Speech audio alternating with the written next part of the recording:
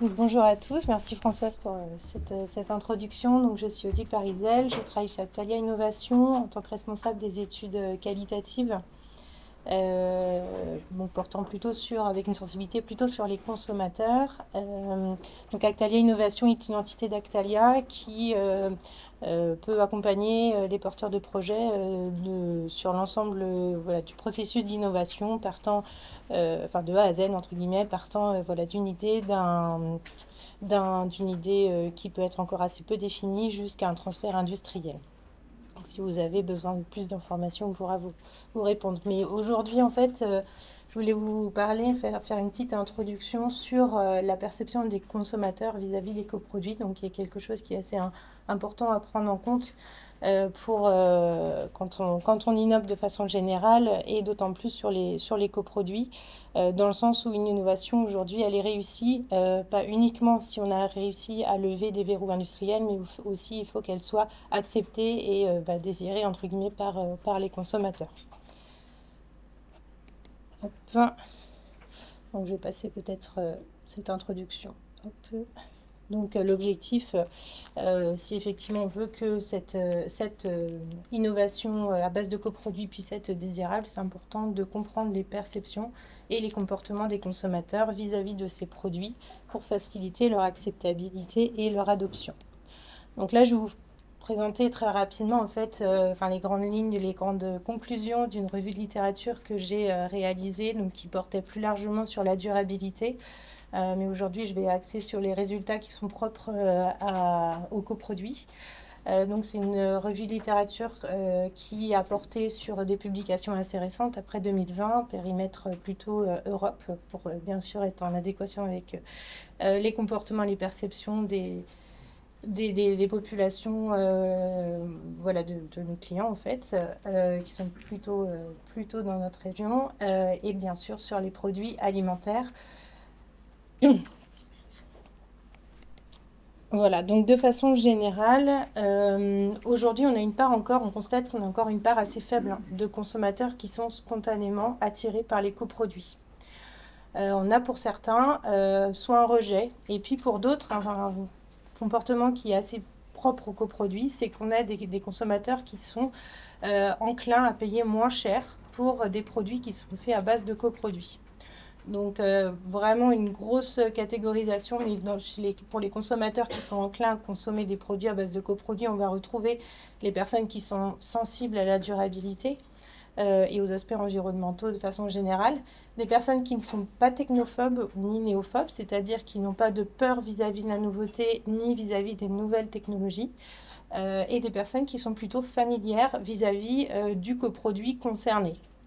Et enfin, donc à l'inverse, les consommateurs moins enclins sont ceux qui vont plutôt être à la recherche d'autres bénéfices produits quand ils achètent un produit alimentaire, que ce soit le prix, le plaisir gustatif ou la praticité.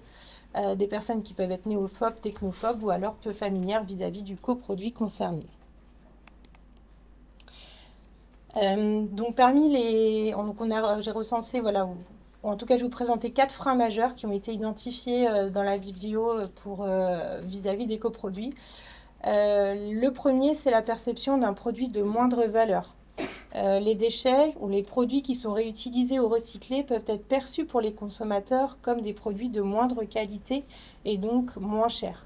Donc là, c'est l'exemple, je vais vous présenter quelques petits verbatims de choses qu'on a entendues dans le cadre d'un projet européen auquel on a participé qui s'appelle Fairchain, que je vous présenterai après. Donc là, par exemple, une personne vis-à-vis du lactosérum qui se souvenait que c'était ce qu'on donnait au cochon quand il était petit.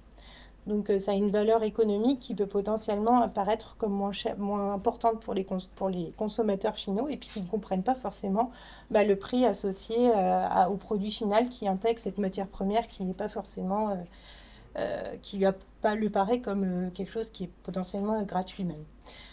Deuxième frein majeur, les peurs liées à la méconnaissance. À la fois des peurs liées à l'ingestion d'un produit nouveau, c'est ce qu'on peut avoir, ce qu'on appelle la néophobie vis-à-vis des nouvelles technologies, comme je vous disais tout à l'heure.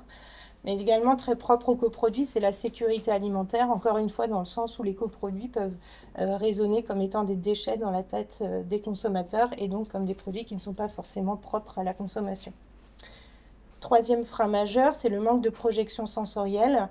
ou des projections qui peuvent être biaisées par des évocations. Là, par exemple, dans le cas du lactosérum, on avait voilà, des personnes qui ne connaissaient pas le terme lactosérum, et donc rien que le terme faisait penser à soit quelque chose de chimique, soit une molécule, quelque chose de médical, ou encore un autre consommateur qui lui évoquait plutôt une crème cosmétique et qui quelque chose donc d'assez concentré et qui s'attendait à avoir un produit qui soit de type lait concentré.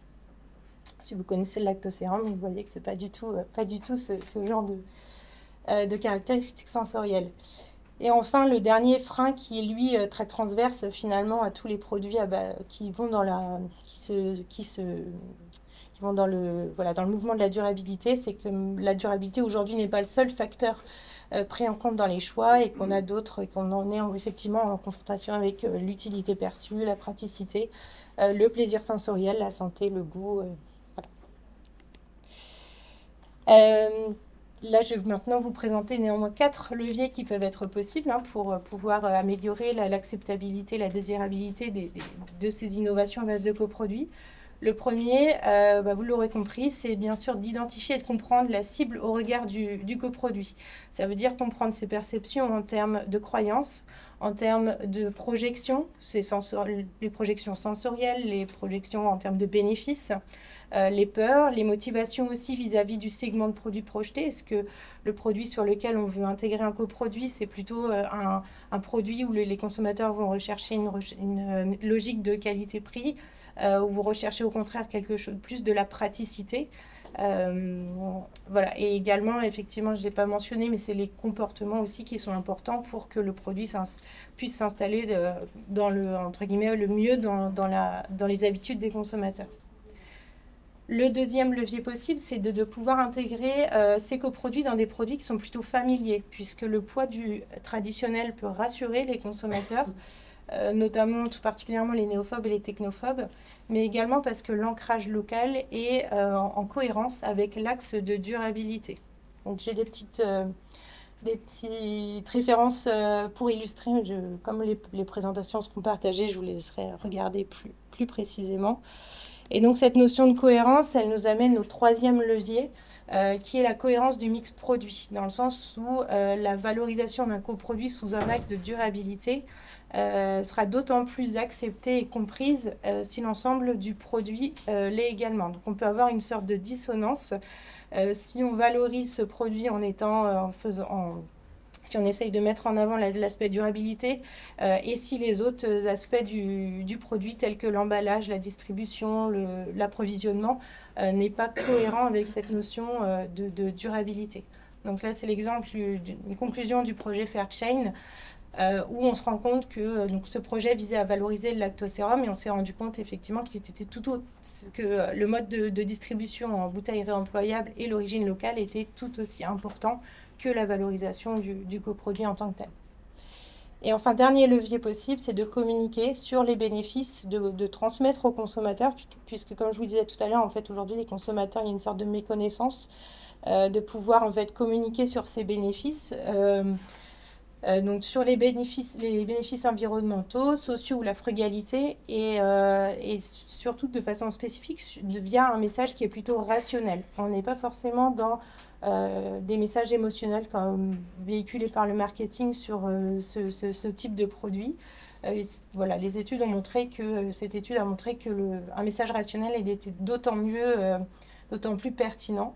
Et la communication sert aussi à rassurer sur les autres freins potentiels spécifiques, les peurs ou les incertitudes, comme je vous disais tout à l'heure. Si on a un problème, enfin voilà, si on s'est rendu compte qu'il y avait des manques de projection sensorielle, la communication peut servir aux consommateurs, peut servir justement à rassurer et à informer le consommateur sur les bonnes projections. Je vous montrerai par une application par la suite. Et voilà, j'ai fait mon rapide tour d'horizon sur les perceptions de nos consommateurs. Et donc là, ici, une slide qui reprend en fait les grandes lignes. Voilà. Merci Odile.